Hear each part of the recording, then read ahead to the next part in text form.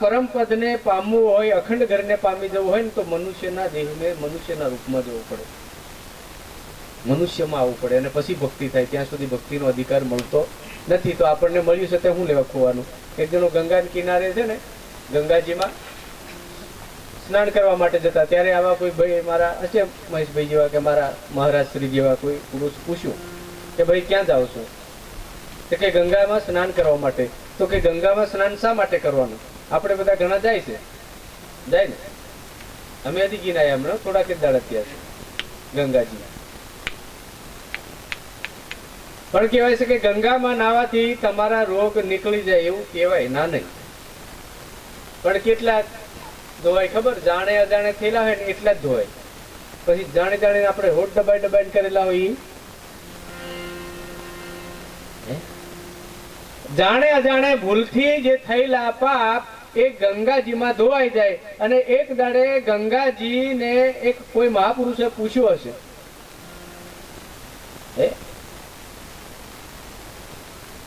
કે એ ગંગા, આ વિશ્વના બધા જ લોકો પાપ કરી કરીને તારામાં આવીને ધોવે છે અને એ બધા ધોવે એ પાપ તું કેટલા બધા હંગરે? કે મેં નહીં હંગરતી.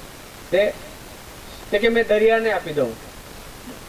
કઈ ઠેઠ હિમાલયના ગોદમાંથી, હિમાલયની ટોચમાંથી ગંગા જે અવતરણ થાય ગંગાનું, અને એ ગંગા કોણ ઉતારેલી? ભગીરથ રાજા.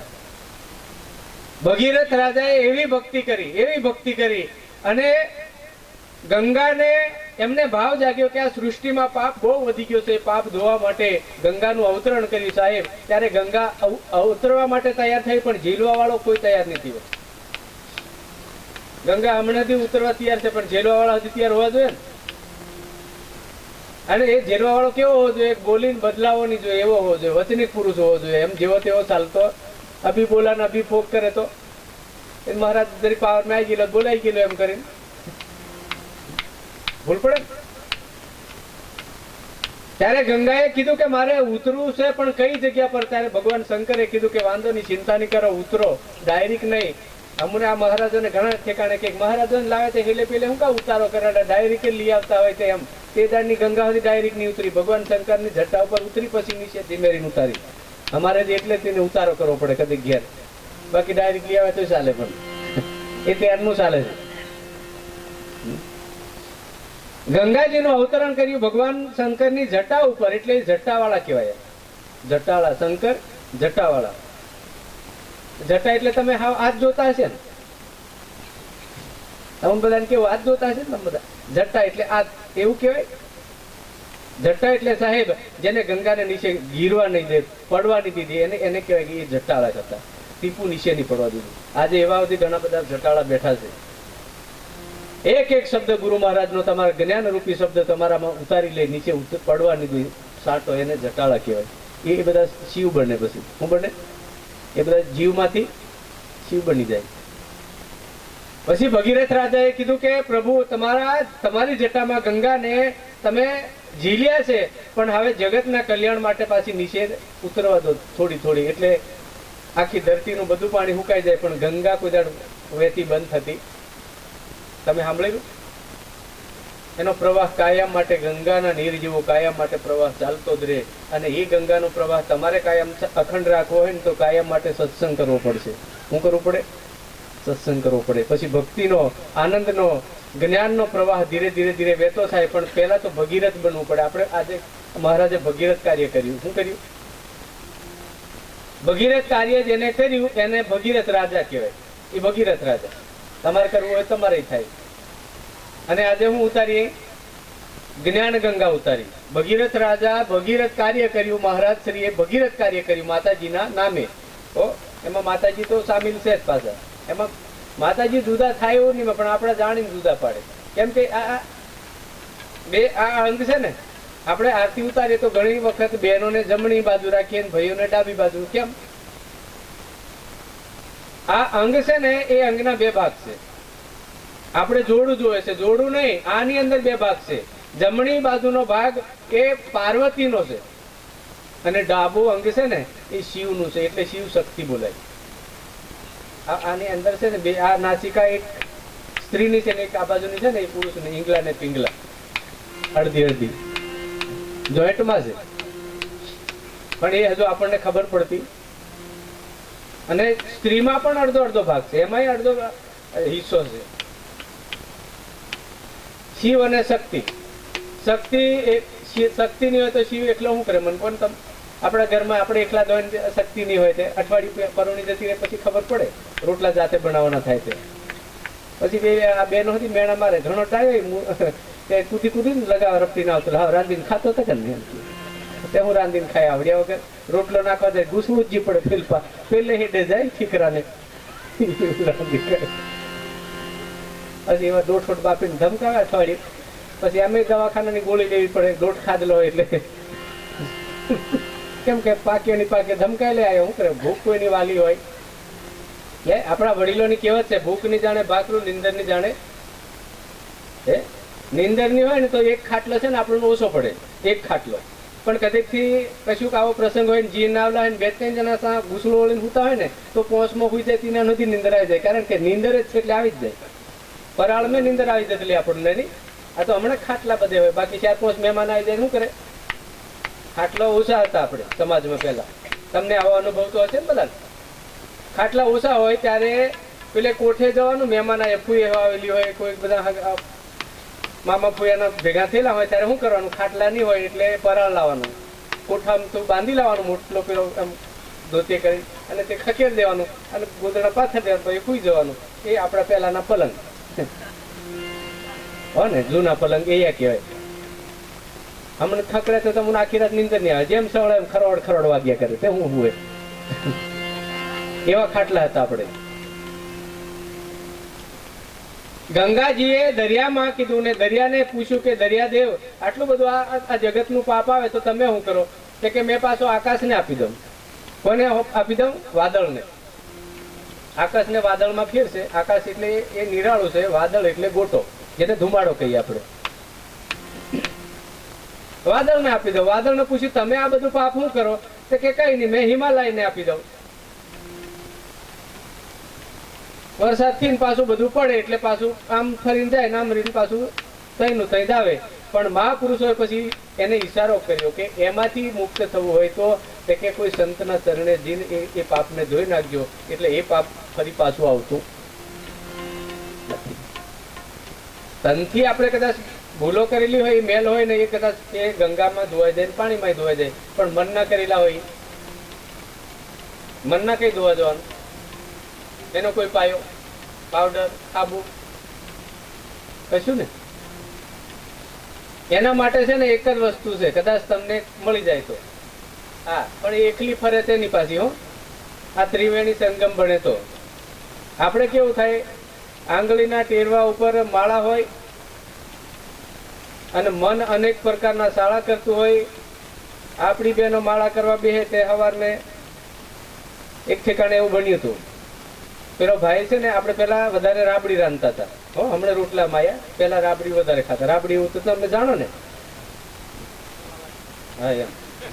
અને સાહાની જડે તે છેલ્લા હાથો કરેલો હોય તેમાં નાખીને બનાવી દેવાનો. હાથો 2-3 દાળનું ઘાટ પલાળી રાખવાની અને એ પછી ખટકાઈ દેવાનું એટલે ખાટું લાગે સાહાની જડે. હમણાં તો હું આ ડેરી વાળા નીકળી ગયા, સાહ પણ દૂધ નહીં ફાળો દોડતું. ઘેર ખાવાની દેવા દેતા ઘણા છીકણા. આપણી બહેનો છે સામે ખાવાનું વાલે ને તો પાછી થોડુંક હોગી પાણી રીડીને ખાલી પાણી, કેમ કે એટલે પછી ખોટ પડે એમ. ડેરીથી આવા ભૂલ પડે ને એટલી મૂડી નહીં થાય. આખા ઘરવાળાને બી છેતરીને ફરી આવે. શું કરી લેવાનું? ઘરનું દૂધ હોય તો પાણી વાળું સા પીવું પડે. આગળ દૂધની તો તમને નહીં જ મેળ પડે જા, કેમ કે ડેરીમાં એટલો બધો લોભ.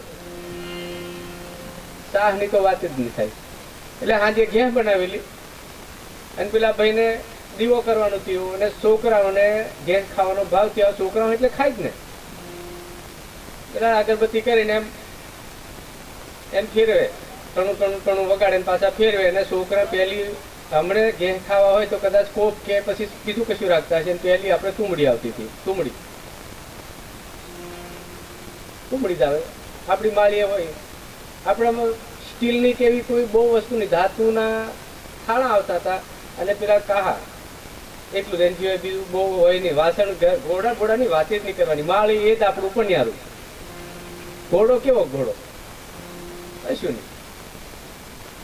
હાણસી કશું નહીં. એ પાયણા દોડાવવાના એમ કરીને ઝાલીને ઉતારી દેવાનું, રેડ દેવાનું, પતી ગયું. નહીં તો પછી લુગડું એમ કરીને બેનો ચાલ લે. એ હાણસી આપણી. હમણાં જેટલી સિસ્ટમ બધી એટલી વધારે તકલીફ છે. જેટલી પેણી લાવે એટલા ખાલી આણા નીવડવા દે, પછી મારું પેલે ખૂણે ચડાવે, માળ જ ચડાવે. પછી બીજી આવે તે પેલે ખૂણે ચડાવે, ત્રીજી આવે તે પેલે ખૂણે, અને બધું જેટલું એટલું હાહુબાનું વાપરવાનું. આપણે કોઈ દાળ ગહાવા દેવું નહીં. અને જો ભૂલે શું કે ઉતાર્યું તે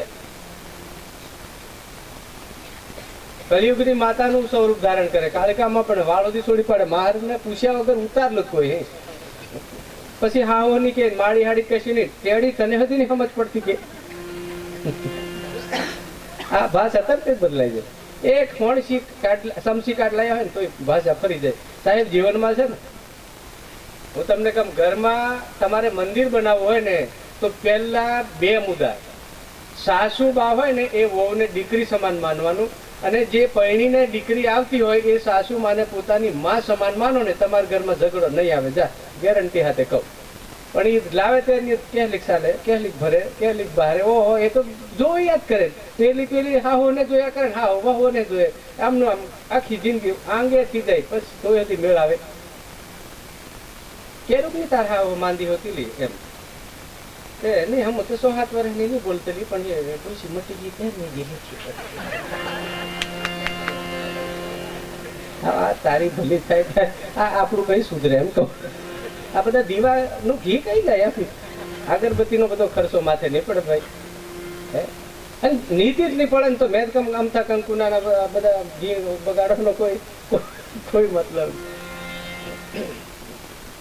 એટલે પેલા છોકરાઓને ઘેર ખાવાનું થયું એટલે એ સુલા ગમી વળી ગયા. પેલો ઘંટડી લઈને ઠણી ઠણી કરે ને એમ, અને પેલું ટુમડીમાં બુટકારી એટલે અવાજ તો આવે ને બુટું એમ. ઘેર પેલાની પાતળી હોય. હમણાં થોડીક જાડી કરતા હાથે ખાતી હોય ચાલે, પણ પેલા તો પાયડે નહીં સોટે, કશું નક્કી નહીં ભાઈ. લોટલી જ બનાવે એટલે આપણે ખાધી છે. ઘણા વાર હું મારા નહીં મેં થેલા, પણ એટલા અનુભવ તો થોડાક થયેલા છે. એટલે પેલું અવાજ આવ્યો.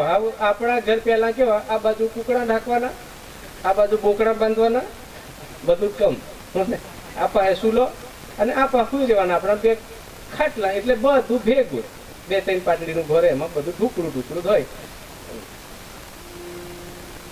એટલો અવાજ આવે એટલે પેલો તે ઘંટડી વગાડતો જાય ને પાછો કેતો જાય માર જોગીદારી કરાવવા દેજો ને, બધી ની ખાઈ જતા હોય કે પાછો આરતી ઉતારતો જાય ને પાછો કેતો જાય. એને કરતા મેકીને પેલો ખાઈ આવ. આવું કરવા દે એટલે ભક્તિ થાય ભાઈ. એનું મંત્ર આપડી મેં ભગવાન ના ભજન મેં કશું નહીં. એટલે સંત કબીર સાહેબે કે કદાચ મન કા ફેર લે, તન કા મન કા છોડ દે. રામના નામની કદાચ આપણને માળા ફેરવાઈ જાય સાહેબ જીવનમાં, અને જિંદગીમાં છે ને બીજું નહીં ફરે તો ચાલશે, પણ આપણે ફરવાની જરૂર છે. આપણા મનને ફેરવવાની જરૂર છે. આપણે ભજન કરીએ, ભક્તિ કરીએ, એનું પરિણામ આપણને દેખાવું જોઈએ. એરિયા ખાતર આપણે મૂકીએ ને 2-3 દાડા પછી ખેતરના ધણી માલિક હોય ને એ ખેતરમાં જાય. એરિયા ખાતર નાખ્યા પછી તરત જ નક્કી કરે કે એડિયું બરાબર છે કે કેવું છે. બીજા ત્રીજા દિવસે સોડિયા છે ને કલર બદલે એટલે ખબર પડી જાય કે નહીં એરિયું આપણું નાખેલું લાગ્યું ને લાગ્યું. પણ આપણે હમણાં 60-70 વર્ષ જતા રહે પણ સોડિયા ઘણી ઠેકાણે બદલાતા નહીં. ખાતર મેં ભૂલશે એક જણે, બિયારણ તો લગભગ સારું જ છે. ઘણી ઠેકાણે એવા ને એવા થતું કશું નહીં, વર્ષો નીકળી જાય પણ કોઈ ફાર ફેરે જ નહીં. ની કાળાક ની ધોળાક ની કઈ જ નહીં. અને ઘણા ભક્તોની ફરિયાદ આવે કે મહારાજ અમે વર્ષોથી ભક્તિ કરીએ પણ હજુ અમારા કઈ ફેર નહીં દેખાતો. એમ તમારે કયો ફેર જોઈએ? ભક્તિ ક્યારે ફળી કહેવાય ખબર સાહેબ? ભક્તિ કરશો ને તો અત્યારે આપણે સમાજમાં ઓછું ગણીએ તો 75% ભક્તિ છે. કેટલી? 75%. અને નિમે ભગતે કોઈ ભગત નહીં મળે ને એમનો કોઈ વાક્ય નહીં. આમાંથી આપણે કેટલા જણા ભગત હતા પહેલા પણ, અને જન્મે ત્યારનો કોઈ ભગત હોતો નહીં. એ વાત તો નક્કી જ છે. જેમ સમજણ આવે એમ જ આપણે બધા છીએ ને. આપણે બધા ભગત થયા, ખાઈને પીને બધું રાગે પાડીને પછી થયા ની પોહાવા બાજુ તે આ બાપા પોહા એવું લાગતું. એક પા સુરાના ખર્ચા આવે, એક બાજુ ગામના દુકાનદારો તે માંગવા આવે. આ બધી પાસથી આને તકલીફ પડવા માંડી એટલે પછી વિચાર્યું કે એના કરતે આ હારું. પણ ભગત બન્યા પછી ઓજગાય નહીં કરવાની. નહીં તો પેલા એક ભાઈ છે ને ભગત ભક્તાણી બે ગુરુ મહારાજના ચરણે ગયા. ભગત બન્યા પછી આપણા ઘણા ભાઈઓની ભૂલો થાય છે. કહું તમને, આપણી બહેનોને છે ને ધન્યવાદ કહેવાય. આપણા જીવનમાં છે ને આપણી બહેનો છે ને એટલે કે આપણી ધર્મપત્ની આપણને બહુ સપોર્ટ કરે. આપણા જીવનમાં કદાચ આપણું જીવન અધૂરું હોય ને પૂરું કરાવડાવે તો દીકરી જે આપણી બહેન આપણી ધર્મપત્ની છે ને સાહેબ આપણને બહુ સહકાર કરે.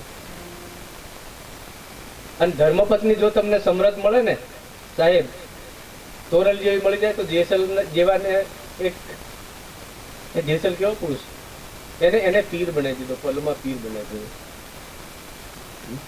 ગમે એટલો ભંગાર માણસ હોય પણ કદાચ ધર્મપત્ની બરાબર હોય ને તમે ઠોકે તો થોડેક જાય. લોકોના ગૌરમજીને હતાય રે સાહેબ, પણ તમારું ઘર નહીં છોડે. એ ધર્મપત્ની કેવી હશે?